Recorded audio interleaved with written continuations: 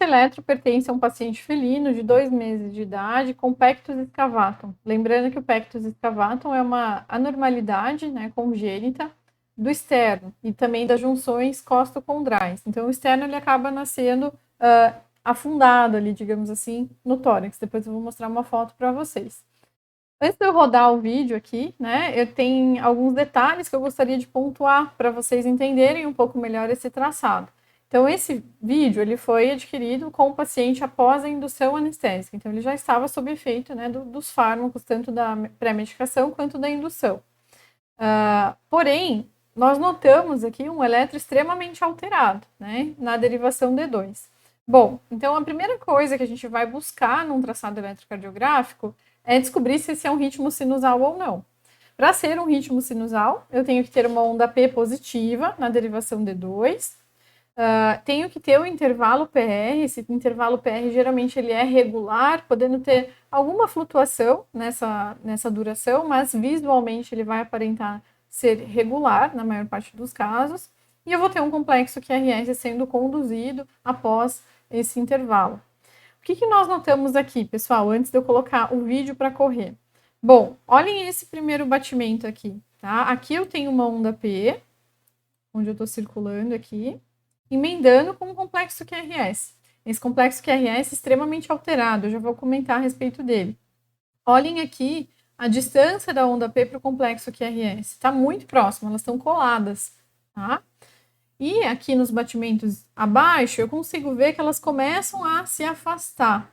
Tá? Então, olhe, por exemplo, a distância dessa onda P aqui para esse QRS em relação a essas daqui, de cima. Então, a gente nota que, aparentemente, tem uma onda P para cada complexo QRS.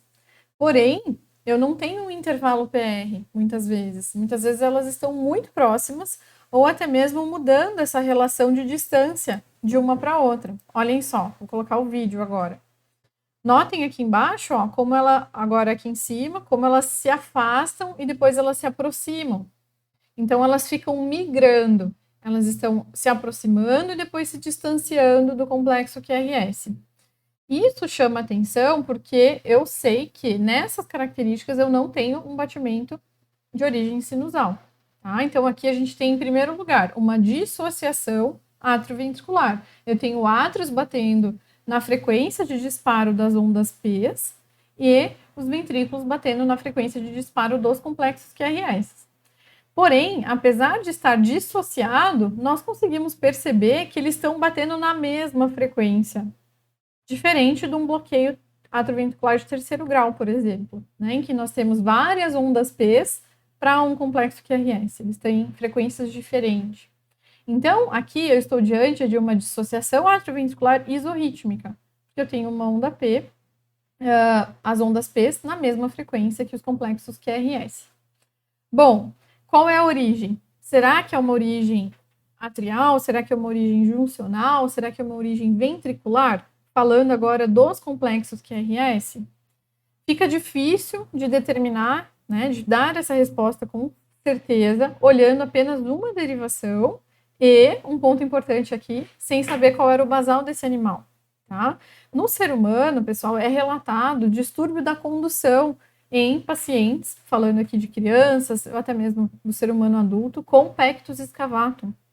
Então, o pectus excavatum ele é relatado como trazendo bloqueios intraventriculares de condução e muitas vezes até mesmo arritmias ventriculares, a depender da gravidade desse pectus excavatum, porque pode haver compressão cardíaca.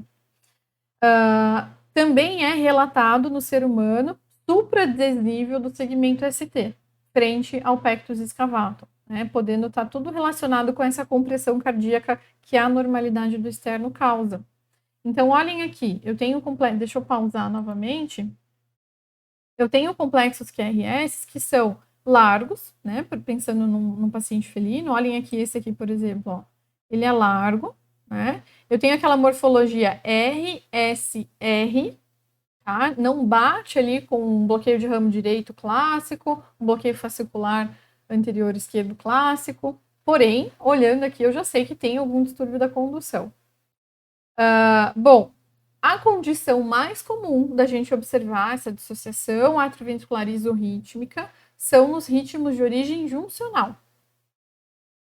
Via de regra, um ritmo de origem juncional ele tem um QRS normal, aquele que a gente está habituado. Porém, o paciente com ritmo juncional, ele pode sim ter um QRS estranho, uma vez que ele tenha também associado a isso um distúrbio da condução intraventricular. Então, para responder com certeza, né, se ele tem aqui um ritmo juncional ou um ritmo ventricular com dissociação atrioventricular isorrítmica, eu teria que ter um eletro prévio para saber como é o QRS normal, entre aspas, né, ou o QRS natural, digamos assim, desse animal. E nós não temos, tá? Porém, na minha experiência, eu observo que é muito mais comum a dissociação atrioventricular isorrítmica aqui do tipo 1, né, porque tem uma relação que não é fixa, a distância da onda P para o complexo QRS, ela muda, né, a gente nota que ela se afasta e depois vai gradativamente se aproximando. Isso coincide com variações, com flutuações da pressão arterial sistêmica. Então, se esse paciente tivesse, por exemplo, com uma pressão invasiva, a gente veria essas flutuações ao mesmo tempo em que essas ondas P estão se aproximando e se distanciando. Então, é muito mais comum esse tipo de condição, né, a dissociação atrioventricular isorrítmica do tipo 1, em ritmo de origem juncional. Tá? E o que pode estar acontecendo em associação a tudo isso é um distúrbio da condução intraventricular. Lembrando que durante a anestesia, olhando uma única derivação, a gente não consegue falar qual é o distúrbio. Tá? Como eu falei para vocês, aqui não tem a cara clássica de nenhum distúrbio, por exemplo, um bloqueio de ramo direito clássico, por exemplo. Tá? Então, eu precisaria ter mais derivações, e se nós tivéssemos um eletro prévio desse animal, um ECG pré-anestésico, também responderia várias das nossas dúvidas. Algo que chama também bastante atenção é esse supradesnivelamento do segmento ST. Então, o segmento ST está aqui em cima, né? Confesso que é um dos mais supradesnivelados que eu já vi. Então, aqui está o segmento ST, a linha de base da onda T está aqui. Então, tem um supradesnível muito acentuado. Isso pode estar relacionado à hipóxia miocárdica e até mesmo essa compressão cardíaca por conta do pectens excavatum. Olhem aqui, novamente, deixa eu limpar a tinta do slide. Então, notem, ó, tem uma onda P para cada QRS, porém, elas não é a onda P que está levando à condução do complexo QRS. Tá? Porque eu observo que em alguns momentos essa onda P está inclusive em cima do complexo QRS. Então, existe uma dissociação atrioventricular isorrítmica do tipo 1, porque essa distância ela não é fixa. O ritmo de base me parece ser um ritmo juncional, mas não dá para excluir, né, um ritmo de origem ventricular. Eu precisaria saber como é o complexo QRS basal desse paciente. E fora isso, né, existe um desnível, um supradesnível do segmento ST bem importante.